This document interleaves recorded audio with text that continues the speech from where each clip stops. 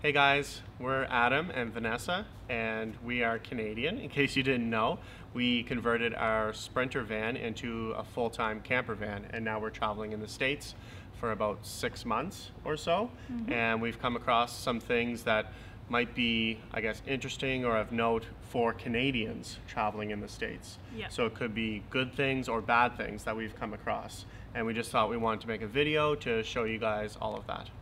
One of the most important things to note is that when you're down in the States, for every single US dollar you spend, it's actually $1.28 at home.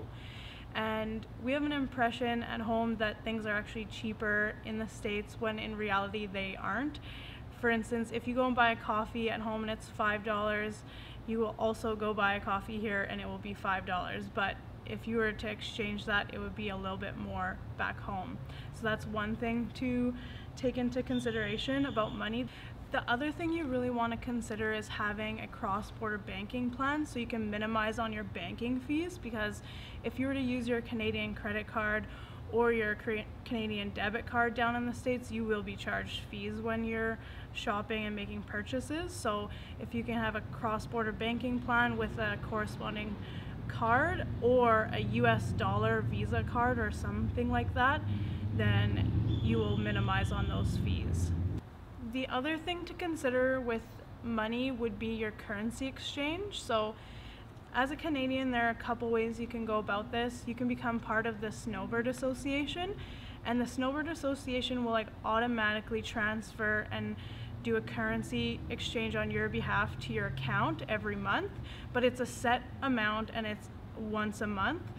But it does save you money on that exchange rate. The other option would be third-party exchange rates. So there are some different ones that you could look at to get better rates than the bank rates, because the bank rates are not regulated, so they can be fluctuating.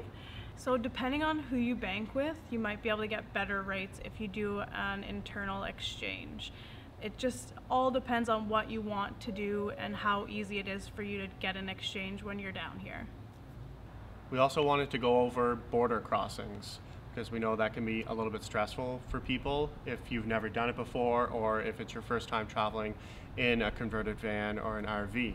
The first thing you should do is have all of your information ready. So you want to tell them how long you're going to be down there for. If you have a US address, even though you're traveling through the States, it still helps to tell them a couple maybe friends or family that you know down there. And if you're traveling with pets, make sure that you have all of their information too. So that means you need to have a rabies shot, a clean bill of health, and just have all of your vet paperwork in order. The information that we found online said that you can be down here for a total of 6 months out of every 12. So if you want to extend that right to the 6 months like us, then make sure that you also know your exit date, so you can talk to that border agent when you're there and just double check that date. They'll always give it to you anyway in some kind of paperwork.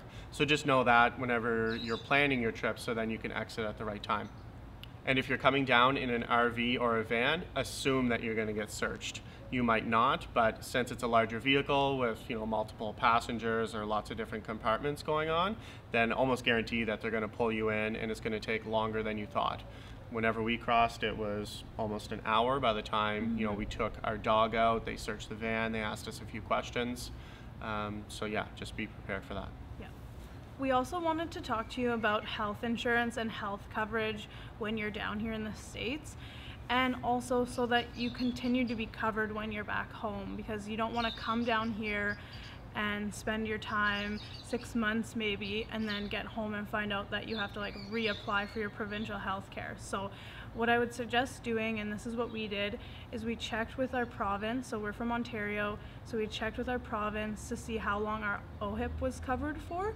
And OHIP, you can be out of the province for 7 months in a 12-month period for your OHIP to continue. So we know that we have 7 months before we have to get back to Ontario, and that also goes hand in hand with our additional health coverage. So we have Blue Cross, and we know the same thing. So as long as we're in Ontario within 7 months, our Blue Cross also continues that coverage, and we don't have to reapply. While you're in the States, you're going to want to get extended health coverage in case something happens, and that's just emergency coverage, and there are different kinds of coverage that you can get, and there's a lot of different places that you can get it from. For us, we decided to go with TD for extended medical coverage because we found the best rates with them. So for 6 months of coverage, we're covered up to $5 million.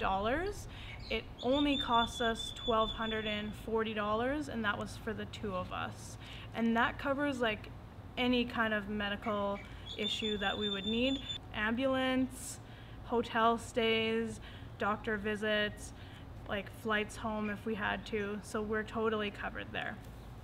We decided to get additional coverage for our vehicle as well, and that's just for emergencies. So in Canada it's called CAA, and then down in the States it's called AAA. And they're both the same company, so whenever you register with one, you get services in both countries. It cost us $158 for the year, and that's their premium membership. You can look up all the details online or at the local store, but we've had to use it once and it already paid for itself because we had to get a tow, and then they also cover, you know, some of your hotel stay and additional, you know, charges on top of that. So it was already worth the price of it, and then we know in the future also that we can get additional tows if we need to. There are a couple points of interest as far as gas stations go as well. The price can fluctuate even in the same town or city in the United States. I think it's more regulated in Canada, so you'd find similar prices in the same city, but here it could range, you know, 30 or 40 cents a gallon in the same town. So that's just something to be aware of. We use an app called Gas Buddy. We'll put a link below this video for that app, and it actually shows you in the area that you're going to be traveling to what the cheapest either gas or diesel is. And a funny little thing that the gas stations do here for some odd reason is they'll ask for a zip code, and Canadians don't have one. We have postal codes. So what works for the States is if you use the numbers in your postal code in order, followed by 2 zeros, then that's your zip code that would be used for your credit card. Yeah, so whenever you're using a credit card, they'll ask for a zip code, and it's 5 digits. So it's those 3 numbers in your postal code, followed by 2 zeros. The last important thing that we want to mention was cell service. So when we decided to come to the States, we planned on getting a US plan because we knew that they were going to be about the same price that we'd be paying in Canada. It would just be better coverage and we have more data. So that's what we did. It depends on what your plan is at home, but I know that we were with Bell, and when we were looking at coming down, it was just outrageous the price that we would have paid if we wanted to continue with that plan. So since we owned our cell phones, we got plans here in the States, and we pay $75 a month.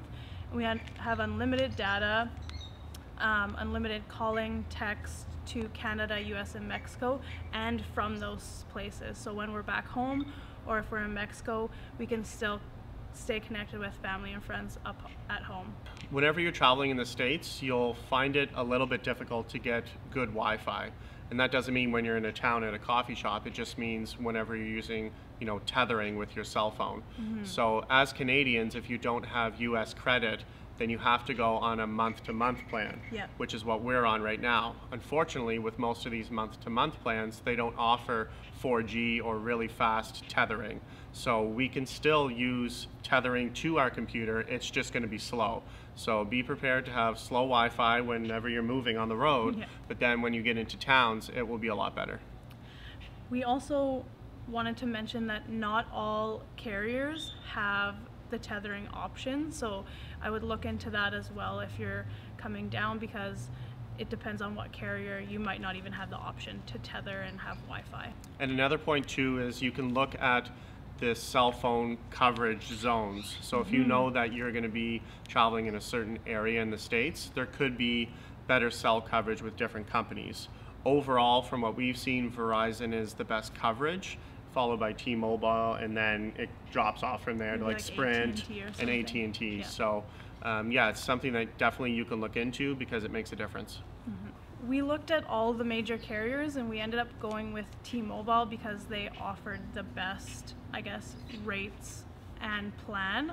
So for us, it was important that we were able to tether when we could, and we weren't able to do that with Verizon, even though the Verizon coverage was a lot better. So we had to weigh those options out, and you'll have to do the same thing depending on what your needs are. Figure out what plan is going to work for you and what company is going to have the best options. In general, we've noticed that because we have Ontario, Canada license plates, we have lots of people coming up to us, you know, either saying, oh, well, we're Canadian, or, you know, we know Canadians. So Yeah. they're actually very friendly to us, which we like a lot. We don't advertise that we're Canadians, but it's just something that we realized on our travels, is that, you know, being from Canada, we get lots of questions and we get lots of, you know, interest in where we're from and where we're traveling. So that's something that's really nice, being on the road and being Canadian that way. Yeah. We tried to think of all of the Canadian specific or like international specific issues that we've run across. We might have forgot something, so if we did, make sure that you leave that question or comment below this video. We hope this video was helpful. Make sure you like, share, and subscribe, and we'll see you on the next one.